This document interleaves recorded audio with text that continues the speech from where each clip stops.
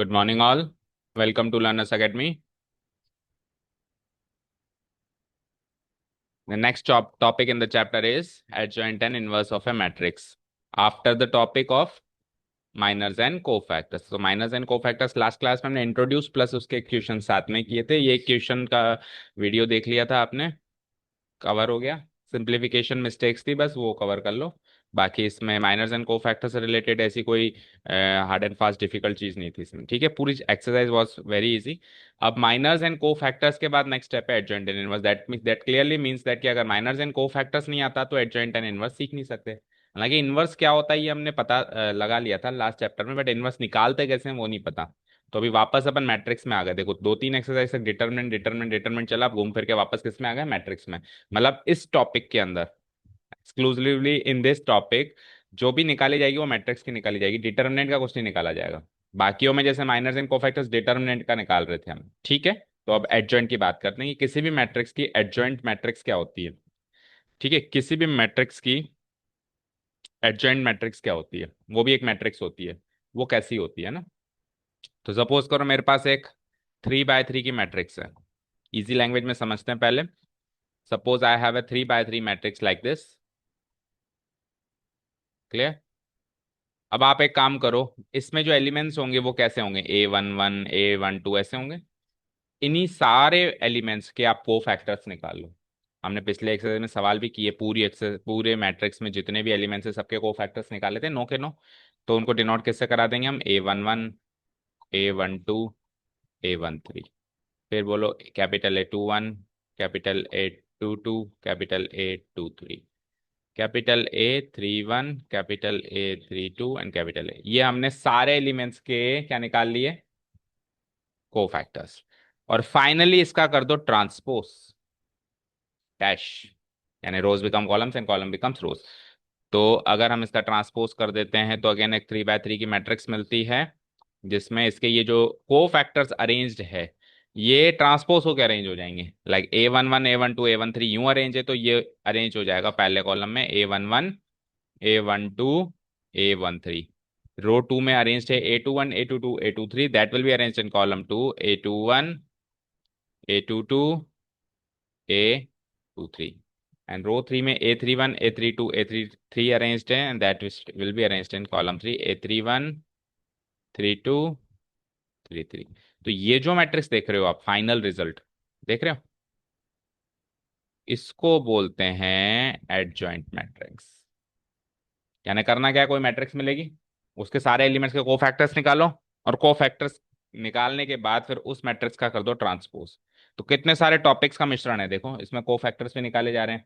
अच्छा, कोफैक्टर जब भी निकालते हैं तो कहीं ना कहीं डिटर्मिनेंट भी निकलता है। फॉर एग्जाम्पल आप इस एलिमेंट का कोफैक्टर निकालोगे तो ये 2 by 2 का डिटर्मिनेंट भी निकल रहा है। तो डिटर्मिनेंट भी निकल रहा है, कोफैक्टर भी निकल रहे हैं, ट्रांसपोज भी हो रहा है।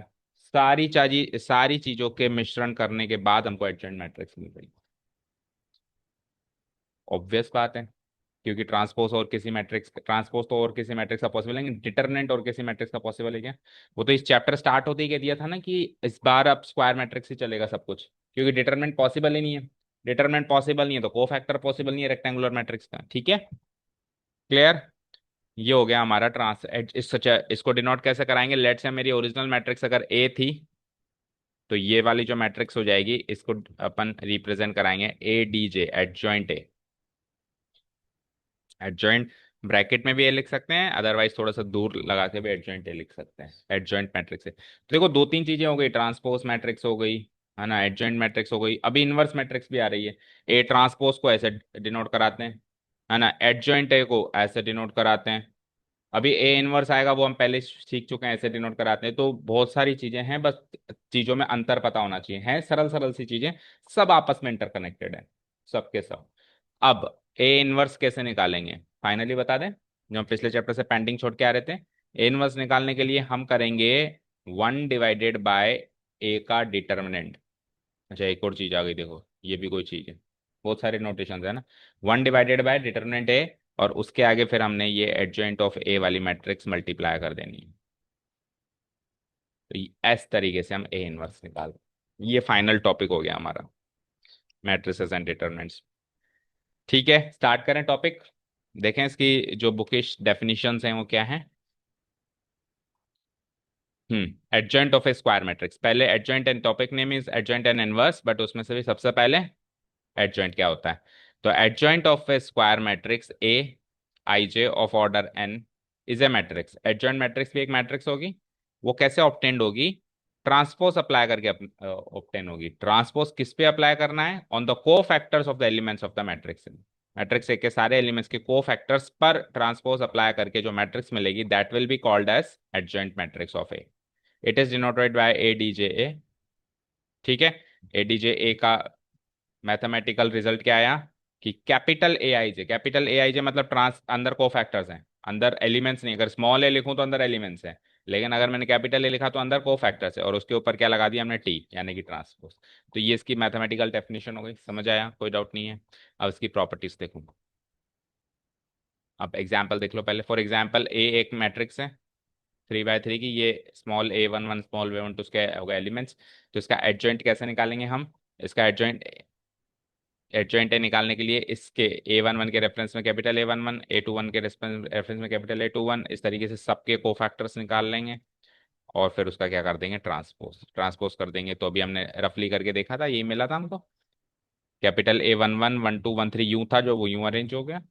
Capital A two one two two two three यूं था, वो यूं हो गया। और capital A three one three two three three यूं था, जो यूं हो गया। सो ये हमारा फाइनल आंसर आ गया एडजॉइंट का। अब इसकी प्रॉपर्टीज भी देखो। अच्छा, अगर ऑर्डर 2 की एडजॉइंट मैट्रिक्स निकालनी है तो उसकी शॉर्ट ट्रिक है हमारे पास, क्या है। देखो पहले अपन खुद रेडी करते हैं इसकी शॉर्ट ट्रिक। ऑर्डर 2 की है पर्टिकुलरली, ऑर्डर 3 की नहीं है। जैसे उधर वो करते थे ना अपन, इससे पहले क्या निकाल रहे थे, माइनर्स एंड को फैक्टर्स निकाल रहे थे। तो वहां पे शॉर्ट ट्रिक हमको पता है क्या चली थी, ऐसे एक्सचेंज कर देते हैं अपन, टू एक्सचेंज कर देते हैं ना। तो और को फैक्टर्स में ये वाला तो एज इट इज और ये वाला नेगेटिव कर देते हैं। तो अब यहाँ पर भी 2 बाय 2 के लिए खास करके एक शॉर्ट ट्रिक है। मान लो कि मेरे पास एक मैट्रिक्स है, ये वाली, दिख रही है। अब इसका हमको एडजॉइंट मैट्रिक्स निकालनी है। तो एडजॉइंट मैट्रिक्स निकालने के लिए हम क्या करेंगे, इसके जो को फैक्टर्स हैं वो अरेंज करते हैं। पहले ए वन वन का क्या हो जाता है, कैपिटल ए वन वन, फिर कैपिटल ए वन टू, फिर कैपिटल ए टू वन, फिर कैपिटल ए। अच्छा, एक और चीज, एक और चीज, ये capital A one one capital A two one two ये जो है, ये भी तो हमने निकालना सीख लिया 2 बाय 2 का शॉर्टकट से। तो बताओ क्या निकलता है। इसके को फैक्टर्स हम क्या करते हैं, एक्सचेंज कर देते हैं।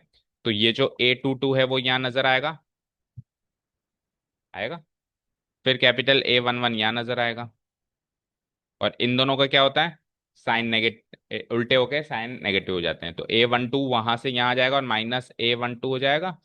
और फिर ए टू वन वहां चला जाएगा और माइनस ए टू वन हो जाएगा। अब इस पर आपको ये तो अभी ये तो एक तरीके से को फैक्टर्स है अंदर के, ये अंदर के को फैक्टर्स, इसका क्या करेंगे, ट्रांसपोज। तो इसका ट्रांसपोज करेंगे तो वो अरेंज करो, rows become column and rows column becomes rows. तो ए टू टू और माइनस ए टू वन, तो a two two minus a two one और माइनस ए वन टू आ जाता है यहाँ, और ए वन वन आ जाता है यहाँ। ये फाइनल हो गया एडजॉइंट है।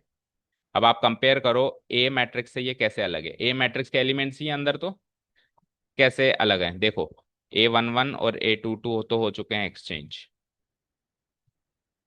और बाकी एलिमेंट्स सेम है, बस नेगेटिव फॉर्म में। तो 2 बाय 2 की मैट्रिक्स का एडजॉइंट मैट्रिक्स निकालने की शॉर्ट ट्रिक है, दो रूल्स याद रखने हैं। Interchange the diagonal elements, negative the non diagonal elements. बोलो, interchange the diagonal elements, negative the non diagonal elements. समझ आया, interchange the diagonal elements, negative the non-diagonal. That is, to make the adjoint of a square matrix of order 2, first step is interchange the diagonal elements, second step is negative the non-diagonal elements. Easy. हाँ जी, अब कुछ theorems and वो properties जो हम बता रहे थे जो रिलेटेड है एडजॉइंट ऑफ ए से। देखो, अगर हम किसी भी मैट्रिक्स को उसी की एडजॉइंट मैट्रिक्स से मल्टीप्लाई कर दें तो हमको जो मैट्रिक्स मिलेगी वो एक स्केलर मैट्रिक्स होगी। उसमें स्केलर होगा, खुद डिटर्मिनेंट है। स्केलर मैट्रिक्स क्या होती है, जिसमें डायगोनल एलिमेंट्स स्केलर फॉर्म में होते हैं। उस डायगोनल एलिमेंट्स में से वो स्केलर क्वांटिटी बाहर निकाल दे तो आइडेंटिटी मैट्रिक्स बचती है। तो एक स्केलर मैट्रिक्स मिलेगी, तो स्केलर मैट्रिक्स जो होगी उसका स्केलर पार्ट क्या होगा, वो खुद डिटर्मिनेंट ए होगा। जैसे कि स्केलर पार्ट 2 हो सकता है, 3 हो सकता है, 5 हो सकता है ना। तो उसमें स्केलर पार्ट क्या होगा, इसी मैट्रिक्स का डिटर्मिनेंट होगा। ये एक थ्योरम है। अच्छा, इसको आप बोथ वेज मल्टीप्लाई कर लो, जैसे ए को एडजॉइंट ऑफ ए से मल्टीप्लाई कर दो या एडजॉइंट ऑफ ए को ए से मल्टीप्लाई कर दो, दोनों तरीके से कॉम्पिटेटिवली यही आंसर आपको मिलेगा। तो एक बार पढ़ लेते हैं और फिर ये क्यों होता है वो अपन समझेंगे, है ना। When we multiply square matrix A by its adjoint matrix और वाइस वर्सा, है ना, उल्टा competitively, then we get what, an identity matrix, then we get an identity matrix multiplied by what, determinant of matrix A as the product। Product के रूप में हमको क्या मिलेगा, एक identity matrix multiplied by determinant है। तो हम ये कह सकते हैं स्केलर मैट्रिक्स, इसका स्केलर पार्ट डिटरमिनेंट ए। इसका प्रूफ भी इंपॉर्टेंट है एग्जाम में, थ्योरम भी इंपॉर्टेंट है और प्रूफ भी इंपॉर्टेंट है। तो देखना प्रूफ, सपोज करो एक 3x3 की मैट्रिक्स है, उसका एडजॉइंट ऑफ ए निकालने के लिए हमने ये कर दिया, ये एडजॉइंट ए निकाल लिया हमने, है ना, निकाल लिया, दैट मीन्स ट्रांसपोज ऑपरेशन भी हो चुका है, A11 A12 A13 की जगह ये चीज आ चुकी है। अब आपको क्या करना है, इस मैट्रिक्स को इसी के एडजॉइंट से मल्टीप्लाई करना है, यही करना है। जब आप इसको इससे मल्टीप्लाई करेंगे तो सपोज करो ये वाली मैट्रिक्स मैंने यहाँ अरेंज कर दी, तो प्रोडक्ट निकालना आता है ना, 3x3 row, first column, first row, second column. तो मुझे बताना जरा, इसकी फर्स्ट रो जो है इसके फर्स्ट कॉलम से मल्टीप्लाई होगी और फिर सम करेंगे। तो ऐसा करने से क्या क्या होगा, A11 ए कैपिटल A11 से मल्टीप्लाई हो गया, A12 कैपिटल A12 से मल्टीप्लाई हो गया, और A13 कैपिटल A13 से मल्टीप्लाई हो गया, सम हो गया। तो ये डिटर्मिनेंट ए नहीं बन गया क्या, डिटर्मिनेंट ए की तो डेफिनेशन है। तो आप मानते हो कि जो आंसर आएगा उसका पहला एलिमेंट डिटर्मिनेंट ए होगा। अब फर्स्ट रो को जब आप सेकंड कॉलम से मल्टीप्लाई करेंगे, तो हमने सीखा था ना कि एक रो के एलिमेंट्स को किसी दूसरे रो के कोफैक्टर से मल्टीप्लाई करके सम करें तो आंसर जीरो आता है हमेशा। तो ये तो कोई दूसरा रो ही तो है, ये पहले यूं अरेंज थी लेकिन ट्रांसपोज में यूं हो चुकी है। ठीक है, सिमिलरली ये भी तो कोई दूसरी रो ही थी जो अभी कॉलम में है, तो ये भी जीरो ही आएगा। अब फिर जब आप सेकंड रो पकड़ोगे, तो सेकंड रो के साथ फर्स्ट कॉलम में भी वही पंगा है, सेकंड रो के साथ फर्स्ट कॉलम में भी वो पंगा है, क्योंकि फर्स्ट कॉलम पहले फर्स्ट रो में अरेंज था, तो किसी दूसरे रो में से आप मल्टीप्लाई कर रहे हो तो यहां पर भी जीरो आ जाता है। सेकंड रो का जब आप सेकंड कॉलम से करोगे तो कॉम्पेटिबिलिटी मैच हो जाएगी, क्योंकि सेम रो सेम कॉलम हो जाएगा, क्योंकि यही तो यहाँ पे अरेंज था पहले। तो खुद ही के कोफैक्टर से मल्टीप्लाई हो रहा है, देखो आप सीक्वेंस मैच कर लो, 2 1 2 1 2 2 2 2 3 2 3 2 3, तो खुद ही कैसे हो रहा है, तो अगेन डिटरमिनेंट है। फिर दूसरे से हो रहा है जीरो, फिर दूसरे से हो रहा है जीरो जीरो, और लास्ट में फिर जब last row and last column करोगे तो भी कॉम्पिटिबिलिटी मैच हो जाएगी, डिटरमिनेंट है, फाइन। इसमें से डिटरमिनेंट एक कॉमन ले लूं बाहर, तो बन गई 1 0 0 0 1 0 0 0 1, इसको लिख सकते हैं डिटरमिनेंट ए इंटू वाई। हो गया प्रूफ। अब यहाँ पे मैंने कोई एलिमेंट्स नहीं लिए कि 1 2 3 7 कुछ भी नहीं लिए, केवल इसको ऐसे ही प्रूव करके दिखा दिया। ठीक है, उसको उल्टा करके देखोगे तो भी यही हो जाएगा। तो क्लियर है ये प्रूफ, ठीक है। नाउ ज्यादा आगे आ गई। नाउ वो जो अभी अपन बात कर रहे थे, नाउ वी नो दैट, क्या जानते हैं कि when we sum up the products of the elements of a row और column by its respective cofactors then we get determinant of the matrix as the result. जब आप एक row के उसी के रेस्पेक्टिव कोफैक्टर से मल्टीप्लाई करके then sum up करोगे तो क्या मिलेगा, डिटरमिनेंट ऑफ मैट्रिक्स मिलेगा उसी मैट्रिक्स का। लेकिन जब अपन सम अप करेंगे प्रोडक्ट्स का किसी रो या कॉलम के किसी respective cofactors of some other row और कॉलम, किसी दूसरे रो और कॉलम के सम अप करेंगे तो हमको जीरो एज अ रिजल्ट मिलेगा। तो इस तरीके से ए इंटू डिटर एडजॉइंट ऑफ ए जब हमने किया, दोनों को अरेंज किया, यहाँ पे ओरिजिनल मैट्रिक्स है, यहाँ पे एडजॉइंट मैट्रिक्स है, अरेंज करके जब अपन ने सम अप किया और रिजल्ट निकाला, तो इधर तीन जगह तो डिटरमिनेंट है, बाकी सब जीरो, उसको बाहर निकाला और ये डिटरमिनेंट ऑफ ए इंटू आई हो गया। Similarly it can be prove that, उल्टा भी प्रूव कर सकते हो। ठीक है, तो ये प्रूफ हो गया इसका। ठीक है, एग्जाम में आता है तो इसी तरीके से आप इसको प्रूफ करके आ सकते हो सब लिख के। ठीक है, so in general the product of two matrices A and B is not commutative. अब क्या सीखे इस कहानी से, एक शिक्षा और मिली अपने को। देखो, ए इंटू एडजॉइंट ऑफ ए या एडजॉइंट ऑफ ए इंटू ए बराबर है या नहीं है, अब ये भी देखा ना हमने। तो इस कहानी से एक शिक्षा और मिल गई कि वैसे तो दो मैट्रिसेस, ये भी मैट्रिक्स ये भी मैट्रिक्स, वैसे तो दो मैट्रिसेस का प्रोडक्ट कॉम्पिटेटिव नहीं होता, पर अगर उनमें से कोई एक मैट्रिक्स दूसरे की एडजॉइंट मैट्रिक्स है तब वो कॉम्पिटेटिव हो रहा है। तो अगर आपको गिवन हो कि ए बी बराबर बी ए है, तो आप कह दोगे कि बी मैट्रिक्स ए की एडजॉइंट है या ए मैट्रिक्स बी की एडजॉइंट है। समझ आया, इसका रिजल्ट आ जाएगा ये, ए बी बराबर बी ए में ए में एडजॉइंट क्या है, बी है। ठीक है, यही वहां पे लिखा हुआ है। So in general the product of two matrices is not commutative but the product is commutative in case one of the matrices is the adjoint of the other। अगर उनमें से कोई एक मैट्रिक्स दूसरे की एडजॉइंट है, अगर ए जो है बी की एडजॉइंट है या बी जो है वो ए की एडजॉइंट है। अच्छा, ए बी की एडजॉइंट है तो बी ए की एडजॉइंट है, ऐसा कोई जरूरी नहीं है। दोनों एक दूसरे की एडजॉइंट नहीं होती, समझे ना। पर उन दोनों में से कोई भी एक केस है, या तो ए बी की एडजॉइंट ए मैट्रिक्स है और ए की एडजॉइंट बी मैट्रिक्स है, तो उससे ये इंप्लाय होता है कि ए बी बराबर बी ए हो जाए। डन। ठीक है, अब नेक्स्ट टॉपिक सुनना ध्यान से। ये नेक्स्ट टॉपिक यहाँ से ना इनवर्स निकालने का प्रोसेस शुरू हो चुका है। अभी आपको मैं से शॉर्ट में मैंने बताया था कि one divided by determinant of A into adjoint of A क्या होता है, इनवर्स होता है। बट वो एक पूरा प्रोसेस से अगर सीखें तो देखते हैं ना। तो आगे चल के एक कैटेगरी मिलती है हमको, singular and non singular matrices. Matrices का क्लासिफिकेशन है क्या, जो हमने पहले क्लासिफिकेशन सीखा था वो एक जनरल क्लासिफिकेशन था। ये पर्टिकुलरली डिटर्मिनेंट और इनवर्स से रिलेटेड एक क्लासिफिकेशन है, जिस जिस आधार पर मैट्रिक्स को दो पार्ट्स में डिवाइड किया गया है, एक सिंगुलर मैट्रिक्स और एक नॉन सिंगुलर मैट्रिक्स। देखते हैं दोनों में क्या डिफरेंस है। कोई भी स्क्वायर मैट्रिक्स ए को हम सिंगुलर तब कहेंगे जब उसका डिटर्मिनेंट जीरो आ जाए। वो खुद जीरो मैट्रिक्स हो ऐसा नहीं काम है।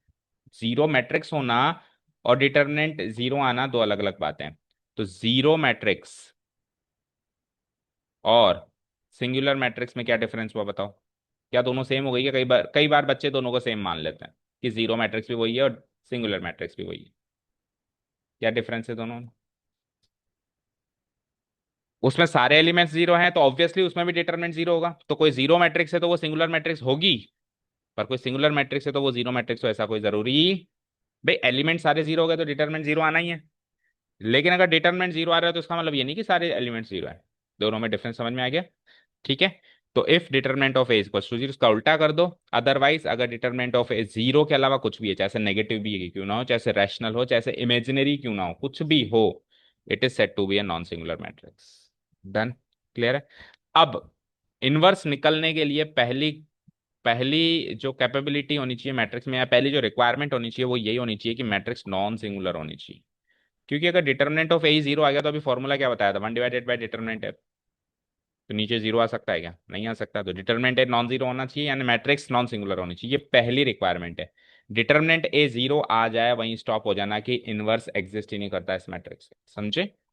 ठीक है, आगे बढ़ते हैं। सिंगुलर नॉन सिंगुलर समझ गए। अब सुनो, if A and B are non singular matrices of same order, A और बी दोनों नॉन सिंगुलर है, इसका भी डिटरमिनेंट जीरो नहीं है, इसका भी डिटरमिनेंट जीरो नहीं है, then the product of these matrices A B और B A is also a non-singular matrix of order n। तो इनका जो हम प्रोडक्ट करेंगे, ए बी कर लो या बी ए कर लो, वो भी हमको नॉन सिंगुलर मिलेगा। मतलब ये जो मैट्रिक्स मिल रही है, सी मिल रही है या डी मिल रही है, ये सी और डी का डिटरमिनेंट भी जीरो नहीं आना। अगर ए और बी दोनों का डिटरमिनेंट जीरो नहीं है तो इनके प्रोडक्ट का डिटरमिनेंट भी जीरो नहीं आएगा। ये मैट्रिक्स भी एक नॉन सिंगुलर मैट्रिक्स ही बनेगी, चाहे से आप इस तरीके से कर लो या उस तरीके से कर लो। समझ गए? फिर से पढ़ लो, ए और बी अगर नॉन सिंगुलर मैट्रिसेस है, दैट मीन्स ए और बी का डिटरमिनेंट जीरो नहीं है, तो उनका जो आप प्रोडक्ट करोगे किसी भी तरीके से कॉम्पिटेटिवली, तो वो प्रोडक्ट जो भी आएगा वो भी नॉन सिंगुलर आएगा। दैट मीन्स उस मैट्रिक्स का आंसर भी, उस मैट्रिक्स का डिटरमिनेंट भी जीरो नहीं होगा। डन। दूसरा नोट पढ़ो। ये सारे अभी जो नोट्स पढ़ रहे हैं ना अपन, ये धीरे धीरे इनवर्स मैट्रिक्स निकालने के तैयारी हो रही है एक तरीके से। फिर इन सारी चीजों को एक साथ सम अप करने वाले हैं अभी अपन। ठीक है। हाँ जी। क्या कह रहा है? अगर हमने दो मैट्रिसेस के प्रोडक्ट का डिटरमिनेंट लिया तो वो उनके डिटरमिनेंट के प्रोडक्ट के बराबर होता है। समझे कुछ? अच्छा, एक चीज और, आगे बढ़ने से पहले एक चीज और समझो। ए इंटू बी या बी इंटू ए तो बराबर नहीं होते, पर इनके डिटरमिनेंट हमेशा बराबर होंगे, याद रखना। ठीक है। अगर अपन ने ए इंटू बी कर दिया या बी इंटू ए कर दिया, दो अलग अलग मैट्रिसेस मिल गई मान लिए, लेकिन जब आप डिटरमिनेंट दोनों के निकालोगे तो वो दोनों बराबर निकलेंगे, वैल्यू बराबर ही निकलेगी वो। ठीक है। अच्छा, अब ये क्या कह रहा है, ये नोट सुनो। ये क्या कह रहा है कि दो मैट्रिसेस हैं ए और बी, या तो पहले दोनों का प्रोडक्ट कर लो और फिर डिटरमिनेंट निकाल लो, या अलग अलग डिटरमिनेंट निकाल लो फिर प्रोडक्ट कर लो। इसका आंसर बराबर ही आएगा। ये वैल्यू बराबर है, ऑब्वियसली एक वैल्यू मिलेगी आपको यहाँ पे, ये वैल्यू, ये वैल्यू, वैल्यू गुणा वैल्यू, वैल्यू। यहाँ पे ऑलरेडी ए बी एक मैट्रिक्स है, उसके डिटरमिनेंट निकाला अगेन वैल्यू, तो ये वैल्यू आपको बराबर मिलेगी।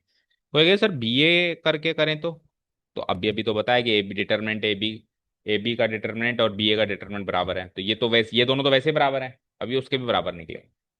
ठीक है, तो देखो क्या कहता है ये, एक बार फिर से रीड आउट करो। The determinant of the product of two matrices, दो मैट्रिसेस का प्रोडक्ट करके डिटरमिनेंट कर लो या डिटरमिनेंट करके प्रोडक्ट करो, you will get the same answer. तो डिटरमिनेंट ए बी करो, डिटरमिनेंट बी ए करो, determinant A into determinant B करो, या डिटरमिनेंट बी इंटू डिटरमिनेंट, ये दोनों तो वैसे भी आप रियल नंबर्स में है ना, तो दोनों तो रियल नंबर्स में तो वैसे ही प्रोडक्ट कॉम्पिटेटिव होता है ना भाई, 2 गुणा 3 या 3 गुणा 2 तो वैसे भी बराबर ही होता है। तो ये दोनों में तो सोचने की जरूरत ही नहीं है, जरूरत इधर थी तो ये इनके भी बराबर होंगे। चले नेक्स्ट पार्ट पे, सारी चीजें याद होती जा रही है। ठीक है, अब सुनिए, अगर किसी मैट्रिक्स का एडजॉइंट मैट्रिक्स निकाल लें, फिर इस एडजॉइंट मैट्रिक्स का डिटरमिनेंट निकालें, तो वो डिटरमिनेंट आएगा ओरिजिनल मैट्रिक्स डिटरमिनेंट ए की पावर n-1, जहां पे n उसकी क्या होगी, ऑर्डर होगी। ये इंपॉर्टेंट नोट है, याद रखना, इसका प्रूफ भी एग्जाम में आता है, इसका प्रूफ भी करेंगे। ठीक है, एडजॉइंट मैट्रिक्स निकालना सीखा ना अभी हमने, एडजॉइंट मैट्रिक्स निकाल कर फिर डिटरमिनेंट करो, पहले पहले ही मत कर लो उसका डिटरमिनेंट, पहले एडजॉइंट मैट्रिक्स निकालो फिर उसका डिटरमिनेंट करो। तो जो ओरिजिनल मैट्रिक्स ए का डिटरमिनेंट है ना, उसकी पावर आएगी n-1। अगर 3 ऑर्डर का मैट्रिक्स है तो 2 आएगी, 2 का है तो 1 आएगी, 1 आएगी मतलब बराबर हो, मतलब ऑर्डर अगर 2 है तो ये कह सकते हो आप कि ए का डिटरमिनेंट और उसके एडजॉइंट ऑफ ए का डिटरमिनेंट बराबर है, क्योंकि आप इधर 2-1 करोगे तो 1 ही बचेगा ना, तो बराबर ही हो गया।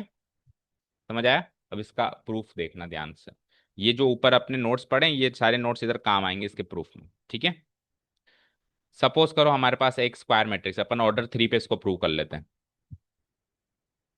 ठीक है, तो एडजॉइंट ऑफ ए को ए से मल्टीप्लाई करेंगे तो ये मिलेगा, ये तो हम जानते ही हैं। तो हमने क्या किया, इस आई को खोल दिया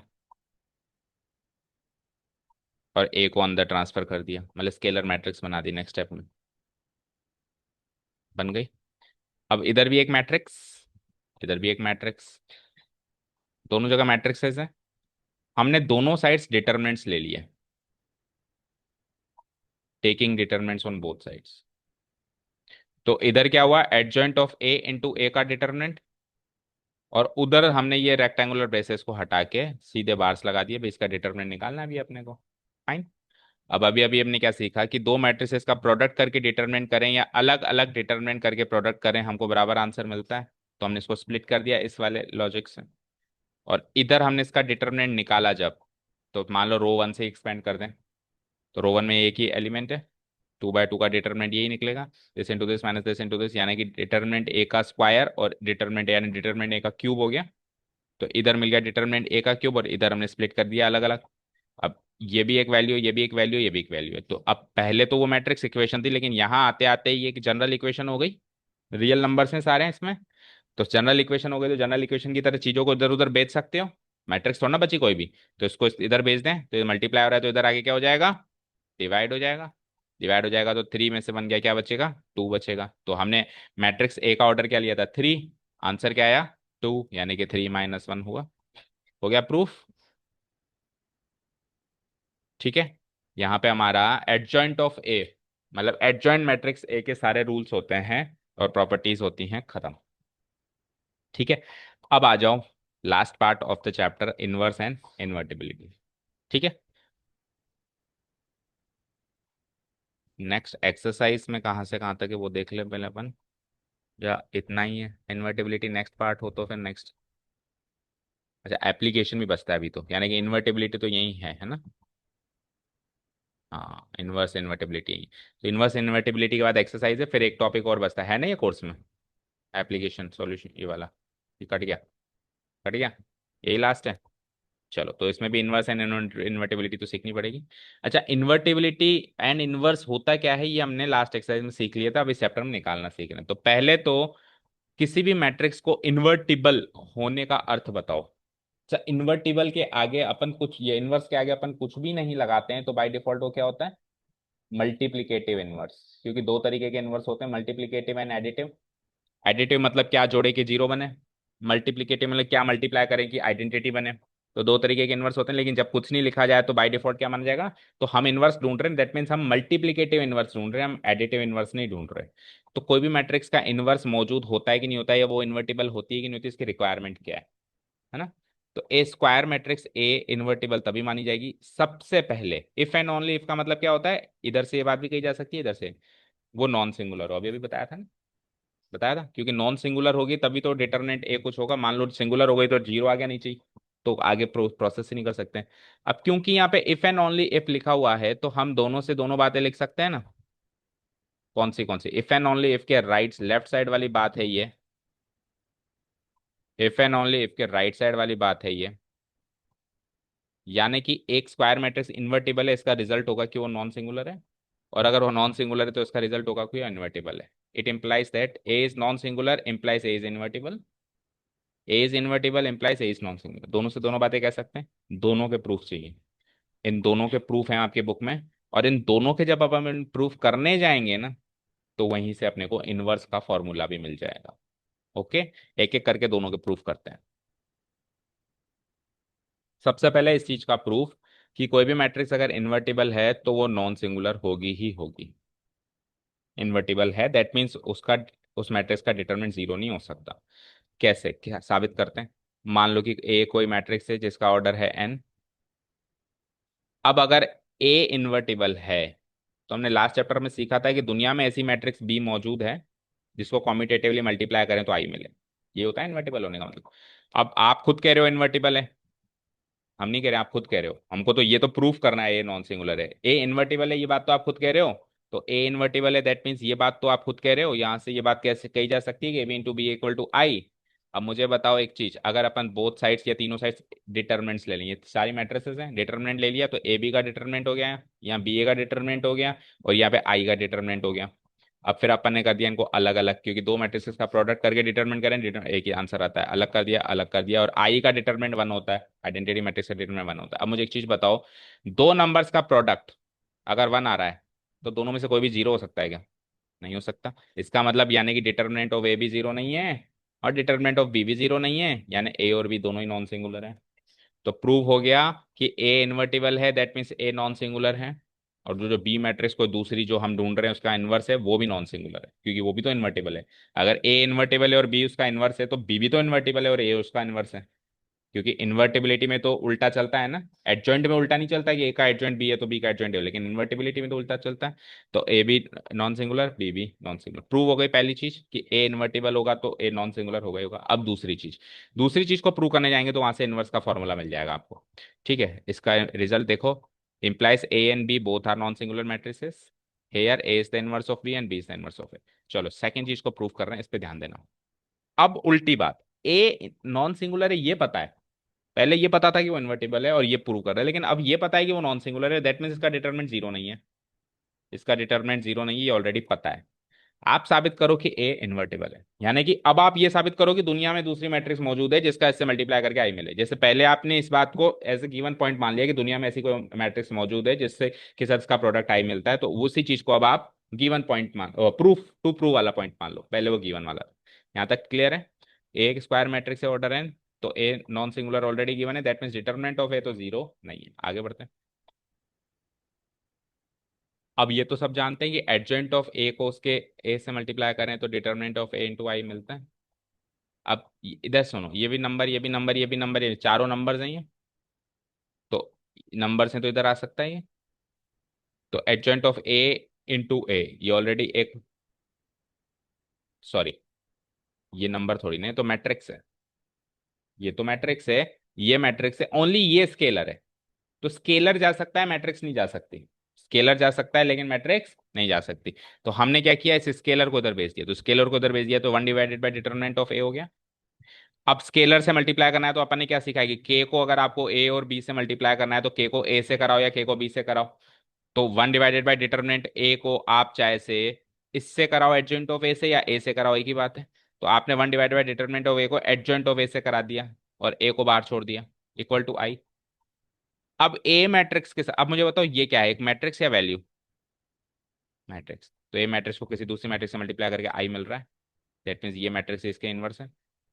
अगर एक मैट्रिक्स को दूसरी मैट्रिक्स से मल्टीप्लाई करके आई मिल रहा है, दैट मीन्स वो इन्वर्टिबल है, और जिससे आप मल्टीप्लाई करके चेक कर रहे हो वो इसका इनवर्स है।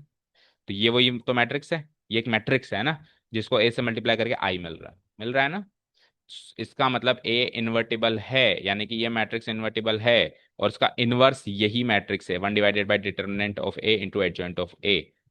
और यहाँ पे ए इनवर्स जो डिटर्मिनेंट ए है वो क्या हो जाएगा, नॉन, ये नॉट इक्वल टू जीरो हो जाएगा, नॉट इक्वल टू जीरो हो जाएगा, दैट मीन्स ए क्या हो जाएगा मेरा, नॉन सिंगुलर। ये ऑलरेडी गिवन था। सर फिर इसके गिवन होने का क्या मीनिंग निकला, मतलब हमने तो ये वैसे ही प्रूव कर दिया कि ए जो है इन्वर्टिबल है, ए इन्वर्टिबल है, हमने प्रूव किया। इसमें इसका क्या योगदान था कि ये, अगर हम इसको, इसकी वैल्यू, इसको डिटरमिनेंट ए को इधर नीचे तभी भेज पाते जब इसकी वैल्यू जीरो नहीं होती। अगर इसकी वैल्यू जीरो होती तो हम इसको इधर भेज ही नहीं पाते, और भेज ही नहीं पाते तो वहीं अटके रहते हैं। तो योगदान तो है ना। ये इसकी वैल्यू जीरो नहीं है, इसलिए हमने इसको यहाँ पे नीचे भेज दिया है। और नीचे भेजते ही एक के साथ एक दूसरी मैट्रिक्स का प्रोडक्ट कॉम्बिनेशन मिल गया, जिससे उसका प्रोडक्ट आई मिले। डन। तो फाइनली ए इनवर्स का फॉर्मूला भी हमको यहीं से मिल गया, one by determinant of A into adjoint of A. ठीक है। अब इनवर्स की प्रॉपर्टीज देख लो क्विकली। अगर हम ए इंटू बी का इनवर्स करें तो उल्टा हो जाता है, बी इनवर्स इंटू ए। इसका प्रूफ हम मैट्रिसेस चैप्टर में पढ़ के आए हैं, याद करना। जब हम अपन इनवर्स कर रहे थे तो आखिर में दो थ्योरम्स थी, एक्सरसाइज नहीं थी, दो थ्योरम्स थी, उसमें इसका प्रूफ करके आए। किसी भी मैट्रिक्स को उसके इनवर्स मैट्रिक्स से मल्टीप्लाई करो कॉम्पिटेटिव तरीके से तो आई मिलेगा। किसी मैट्रिक्स का इनवर्स करके वापस इनवर्स कर दो तो वापस वो मैट्रिक्स मिलेगी। जहर को जहर काट देता है ना, वही ऑपरेशन दो बार लगा दिया तो वापस वही मिलेगा, नहीं मिलेगा। ठीक है। और अगर अपन किसी मैट्रिक्स ए का एडजॉइंट कर लें और उसका फिर इनवर्स करें, ठीक है, या पहले इनवर्स कर लें फिर एडजॉइंट कर लें, तो ये दोनों वैल्यूज बराबर तभी होंगी जब ए एक सिमेट्रिक मैट्रिक्स है। ये एक स्पेशल केस है, याद रखना। इसका इसका कहीं बुक में कहीं जिक्र नहीं है, बट ये एक्सरसाइज में है। ठीक है, ये एक्सरसाइज में दिखाएं, ये एक्सरसाइज में इस जगह दिखेगा आपको।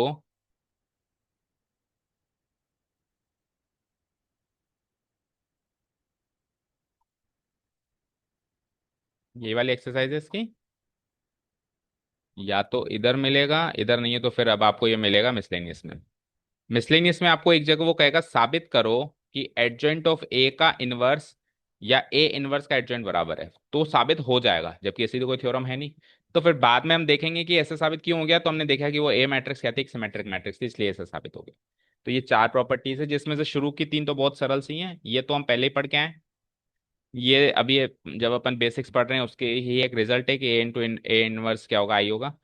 इनवर्स का इनवर्स पूरा खुद ही होता है। जो मेन बात याद रखने की है वो ये वाली प्रॉपर्टी है, क्या है ये, कि किसी मैट्रिक्स का एडजॉइंट निकाल कर फिर इनवर्स करें, या इनवर्स निकाल के फिर एडजॉइंट करें, तो वो दोनों मैट्रिसेस बराबर आएंगी। दोनों मैट्रिसेस हैं, कब आएंगी, जब ऑलरेडी जो गिवन मैट्रिक्स ए थी वो सिमेट्रिक मैट्रिक्स हो। ठीक है। ठीक है। तो यहां से, अच्छा ये बताओ, अगर एडजॉइंट ऑफ ए करके उसका डिटर्मिनेंट निकाले तो क्या आएगा। ये तो हमने इनवर्स निकाला, अगर डिटर्मिनेंट निकालें तो इस मैट्रिक्स का